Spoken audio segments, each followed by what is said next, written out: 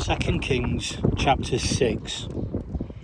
One day the guild of prophets came to Elisha and said, "You can see that this place where we're living under your leadership is getting cramped.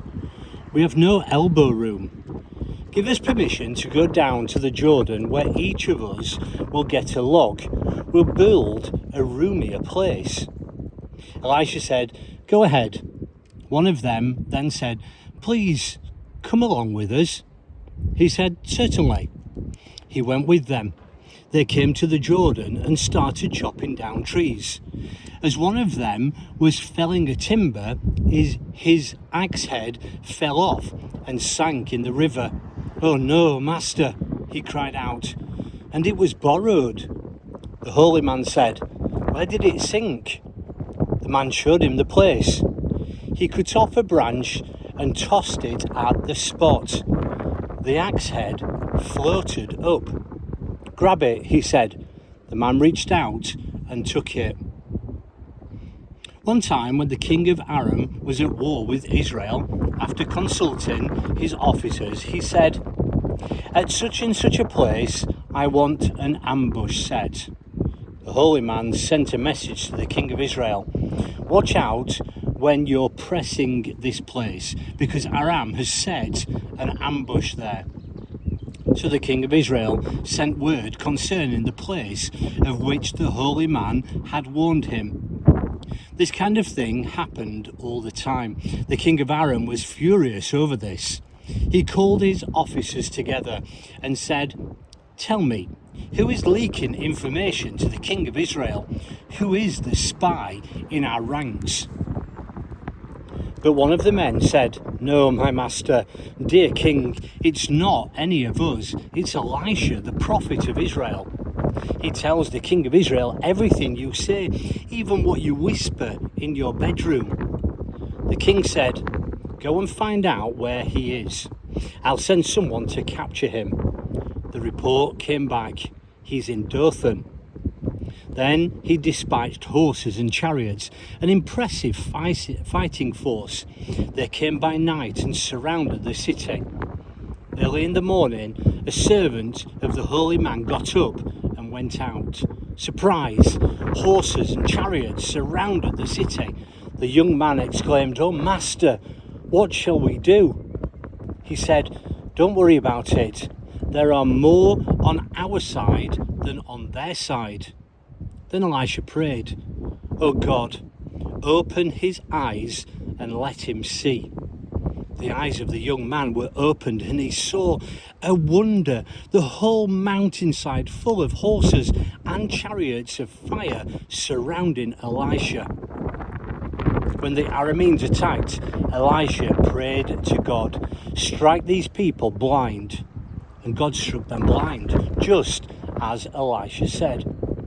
Then Elisha called out to them, "Not that way, not this city. Follow me, and I'll lead you to the man you're looking for." And he led them into Samaria. As they entered the city, Elisha prayed, "Oh God, open their eyes so they can see where they are." God opened their eyes. They looked around. They were trapped in Samaria. When the king of Israel saw them, he said to Elisha, "Father, shall I massacre the lot?" "Not on your life," said Elisha. "You didn't lift a hand to capture them, and now you're going to kill them? No, sir, make a feast for them and send them back to their master." So he prepared a huge feast for them. After they ate and drank their fill, he dismissed them. Then they returned home to their master. The raiding bands of Aram didn't bother Israel anymore. At a later time, this Ben-Hadad, king of Aram, pulled together his troops and launched a siege on Samaria. This brought on a terrible famine, so bad that food prices soared astronomically. 8 shekels for a donkey's head, 5 shekels for a bowl of field greens. One day the king of Israel was walking along the city wall. A woman cried out, "Help, your majesty!" He answered, "If God won't help you, Where on earth can I go for help? To the granary? To the dairy? The king continued, "Tell me your story." She said, "This woman came to me and said, 'Give up your son and we'll have him for today's supper. Tomorrow we'll eat my son.' So we cooked my son and ate him. The next day I told her, 'Your turn, bring your son so we can have him for supper.' But she had hidden her son away. When the king heard the woman's story, he ripped apart his robe. Since he was walking on the city wall, everyone saw that next to his skin he was wearing coarse burlap.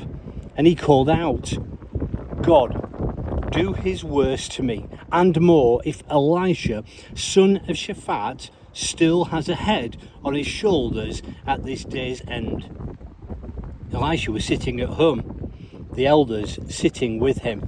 The king had already dispatched an executioner. But before the man arrived, Elisha spoke to the elders. 'Do you know that this murderer has just now sent a man to take off my head? Look, when the executioner arrives, shut the door and lock it. Don't I even now hear the footsteps of his master behind him?' While he was giving his instruction, the king showed up, accusing, 'This trouble is directly from God. And what's next? I'm fed up with God.'"